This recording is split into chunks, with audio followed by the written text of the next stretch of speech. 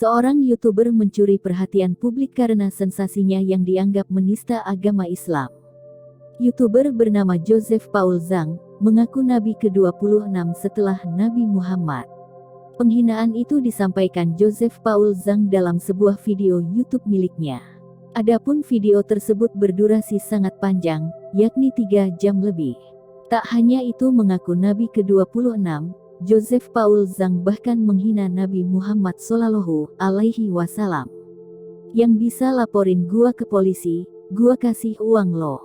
Yang bisa laporin gua penistaan agama, nih gua nih Nabi ke-26, Joseph Fauzan Zhang, meluruskan kesesatan ajaran Nabi ke-25 dan kecabulannya yang maha cabulullah.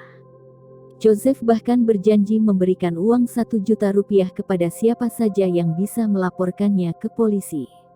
Kalau Anda bisa laporan atas penistaan agama, gua kasih loh 1 laporan 1 juta rupiah, maksimum 5 laporan supaya jangan bilang gua ngibulkan, jadikan 5 juta, di wilayah Polres berbeda, tutur Joseph dalam video tersebut, Sabtu tanggal 17 April tahun 2021.